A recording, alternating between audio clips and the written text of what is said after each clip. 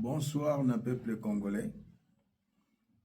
Wabino, défenseur de la patrie et défenseur, il y a pouvoir, il y a peuple qui est représenté par notre président Félix Antoine Tshisekedi.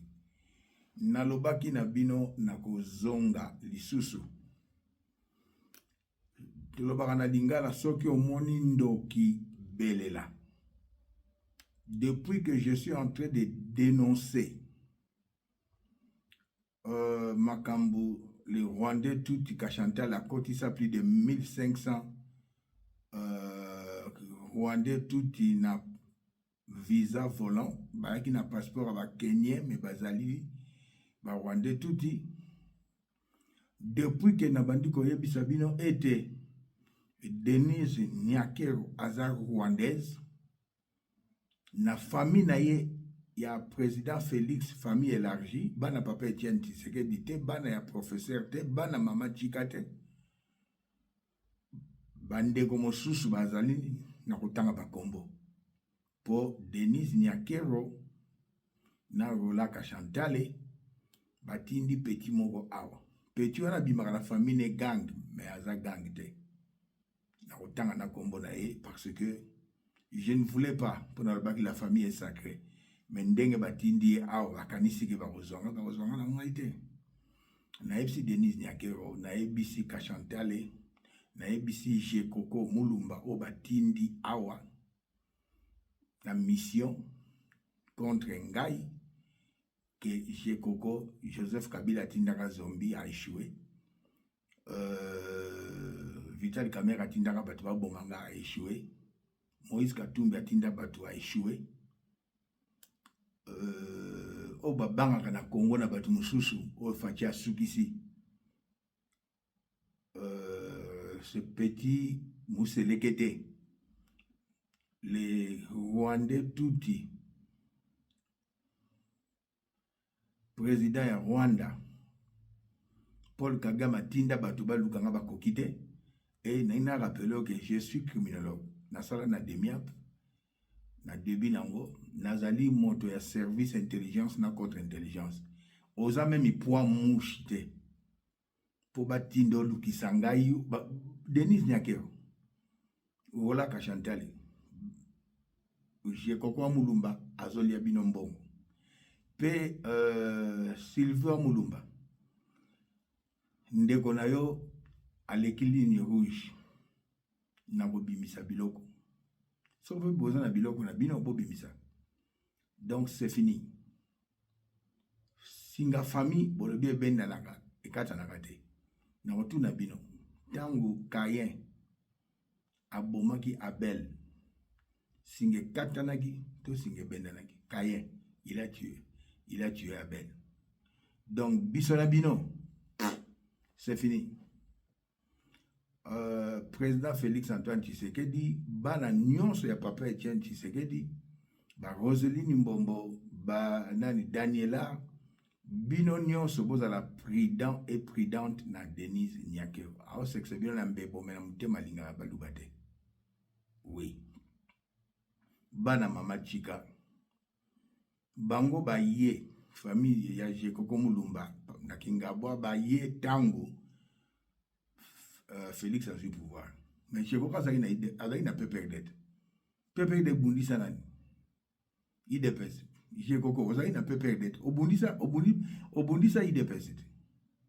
Lelo kumolo bakosa mulumba kokosa la muta kabeya ka mwanga moza muta mupompa te koza pe muta mupompa moza famille pendate ndenge Jekoko zali ba monakio na ba quartier nyonso kombo na ngana munoko na ba petio bazali bazo kosa yo ba koso ngala na Afrique du Sud na vai na quartier ya osakana te na ebisio nazali prêt au sambwa yambo na loba toyena na makamba politique na ebisaki bino Denise Nyakero ngala na ebisio ka Jekoko me Kachantale na Denise Nyakero na obimisa siko ba arme non conventionnelle. Je n'ai pas un problème avec mon président. Denise asaka makambo na CC, Denise atinda batu contre mon Sandra, ba viola Sandra, j'ai des preuves. Sandra obombela mobali na yo, muta yebisanga se nani Sylvie Mulumba, j'ai des preuves. Sandra, c'est le moment où funda Denise na poto Niakero. Moi, je suis prêt à témoigner avec les preuves que Sylvie Mulumba pesa kinga. Yo mwana mobali oyo. Mobali ya Sylvie Mulumba. Dioki Bonge. Balthazar. 5 ans premier mandat ya président Félix. Nako étalé biloko nyonso sala na Kinshasa. Ozana mwasi na poto. Mais kino bimina ba fille. Bimina basi ya mabala. Nako balancer yango. Mais bana peuple congolais, RDC vers un accord avec les États-Unis. Binafilé, Paul Kagame, Bakotimaï, Bakamere, Bakotimaï, Yangoyo. Le Sénat de Virginie occidentale a voté le 18 mars 2025 la résolution SR34 intitulé Soutien au président Félix Tshisekedi et aux citoyens de la République démocratique du Congo. Binafilé. Wana Fachi Abeti Kibota na Kagame. La résolution du Sénat a été co-parrainée par 12 sénateurs de la Virginie occidentale et a été adoptée par 33 voix pour 0 voix contre une voix absente. Aujourd'hui a été un grand jour pour la République démocratique du Congo. Le président Félix Tshisekedi et le peuple de Virginie occidentale, et un mauvais jour pour Kagame, Kabila, Katumbi et la famille Niakero, Obazobunsa président. Pour ceux qui ont brutalement envoyé un pays voisin pour piller, exploiter ces vastes ressources naturelles à des fins personnelles. Donc, binafilé, président Alongi Bitumboyo na Bik, na Masasi kuna na terrain binafilé, tokotana lobi na tongo boyoki ke to récupérer Bukavu, to pusani to récupérer Lisusu, Goma, ba Rutshuru, ba Bunagana. Eloko musu ya mutuya, Kagame sazi ordre à retirer ba Rwandais touti AFC na M23 bangonde bayaki milice na ye ba Congolais ba kotikala Madilu Polo. Nakoyebisa Don Pierrot aza homosexuel, camarade ya Salomon homosexuel, Moïse Katumbi homosexuel, boyeba ete Fachi alongi, Kagame alongi, Katumbi alongi, Kabila alongi, Kamere alongi, ba beau-frère ya Lokuta, ba traître famille Niakero. Parenthèse, peuple congolais, président ya Haïti akufa, mwasi nazalaye complice. Président Kourouziza na Burundi akufa, Denise Kourouziza complice. Denise akanisaki ya Oboma Fachi, Samson ya lelo, po yo delile otika na biloko, Denise okokate. Tozo kende no kakaboy. Naningai na doze, mais tango moni pena otindi na Afrique du Sud, Ali Mbongo. Tolandaki Sandra, nani Sylvie Mulumba Zoloba, na Sandra, comment il s'appelle, le mendiant ici, Jekoko, Asengi Denis Mbongo, pour asala petit pomme kazalaki na mwana. Akesu supa ya Roland Kachantela, Asengi Mbongo, Roland Kachantela bengi Denise abia ko pese su Mbongo te. Donc un petit mendiant de Jekoko Mulumba. Avec il n'a pas perdu aux orata poste mon côté ba kanga kayo pour au sauter mir au petit nani, comment il s'appelle ce petit Francis Kalombo bozo que noko yiba ba mbonga ba libanais na ba pakistanais au yena IDPS na pourquoi vice-gouverneur, pas même un diplôme d'état, même licence diplôme d'état aux en moté français Toboka. Alors je suis désolé. Alors tozo kende na yo oloba kozana biloko ko bimisa ngape na za biloko ko bimisa yonde Denise akoyina yo, Kachantal akoyina yo, Fachi akoyina yo, Christian Tshisekedi akoyina yo, famille mobimba ekoyina yo. Denis Nyakero atindi yo na kachante lo osalangani na ba pecha mike ba manja Afrique du Sud bazo kosa yo tout le temps dans magamba politique. Un paradoxe qu'on se doit de souligner. Le Rwanda officiellement a toujours nié être le parrain actif du M23. Or là, on accepte un tête-à-tête, ce qui signifie que lorsqu'on évoque la perspective d'une cessation des combats, on assume une forme de responsabilité puisqu'on estime avoir l'emprise nécessaire pour infléchir le cours de l'histoire et du conflit. Donc, si vous voulez, il y a là sans doute une sorte de conjonction astrale un peu surprenante, mais qui fait que d'un côté comme de l'autre, on mesure que le statu quo était intenable.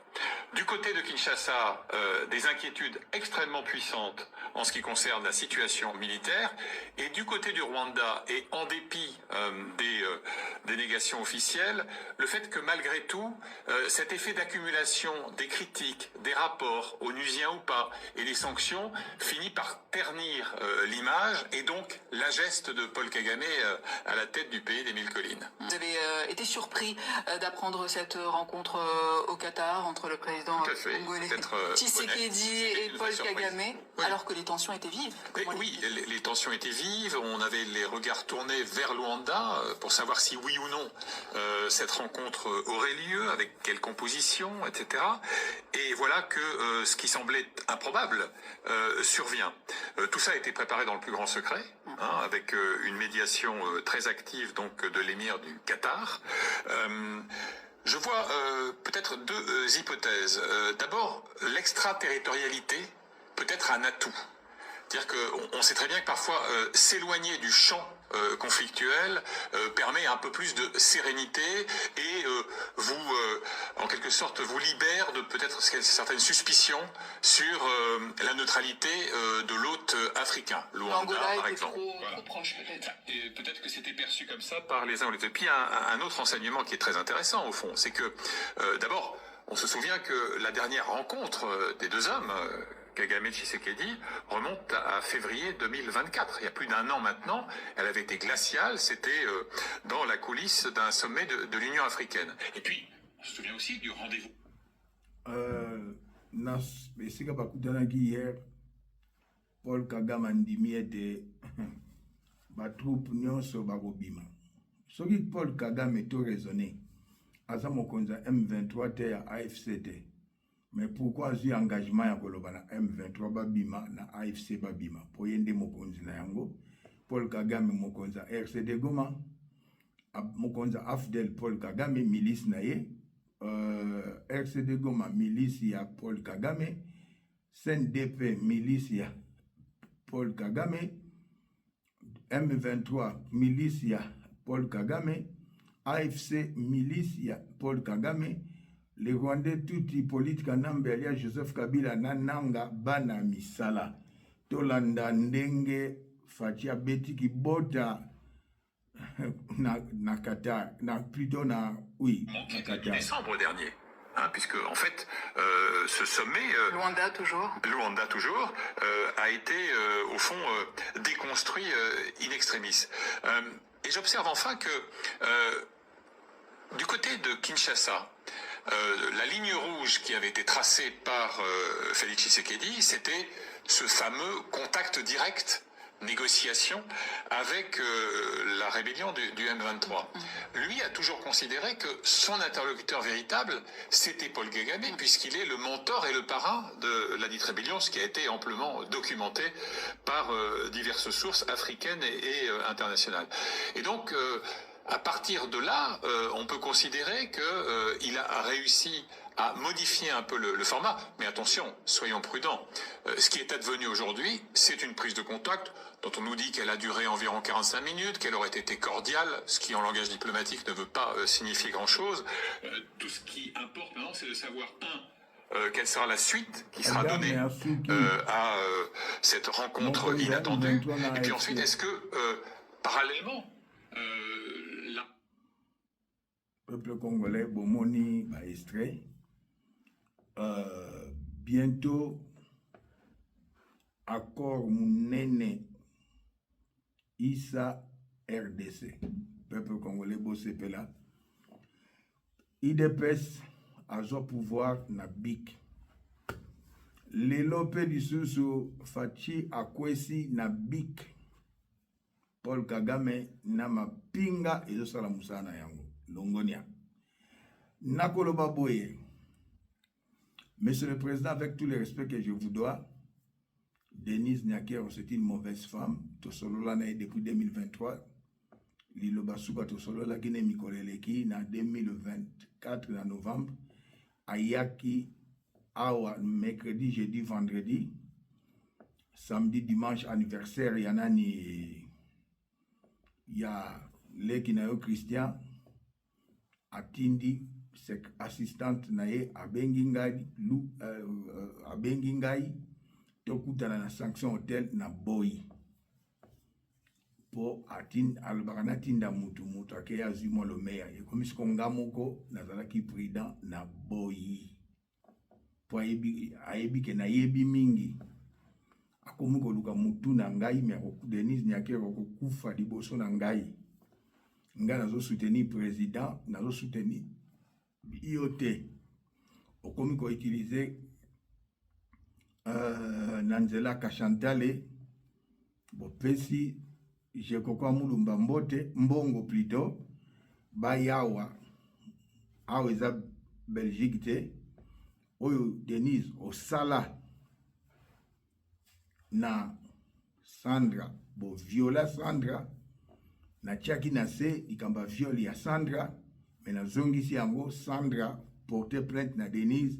Moi j'ai des preuves muta ayebisanga ezali Sylvie Mulumba bakanisi bakola lisanga tout famille singa famille benda na kikata na kate mais na poser bino question tango Kayen abomaki Abel singe benda naki to ekatanaki singe katanaki ndenge yo Sylvie kulutu na yo ozokotela Kashantale ozokotela Denise ozo sacrifier Félix pona ba miette Denise apesaka yo esili biloko kobima lobisu na kobimisa yo ndimaki ete Jekoko na koyeba ke ozali awo ondimaki nazali flic totalement l'élément moko ya papa leki ya Faci o ba faux cousin aloba na 2016 Faci azali na président le professeur Tchakoudia à Londres. Il a été contacté avant les élections par les Rwandais. Tolingito commissaire au président. Ba pesi bambongo, ba 10 millions à boy, 100 millions à boy, 500 millions à boy. Ba yego zongele na simatoko peso 1 milliard avec 3 femmes rwandaises. Na ndenge ba sala na pouvoir ya coulisse. Faci a gagné l'élection à Kenya Rwanda balobi 2 mandats. Ba mindele ba yebisi Kagame yebisa 2 mandats. Denise Ochai Nandaku obala ye officiellement pour ezalaki Yakatovanda.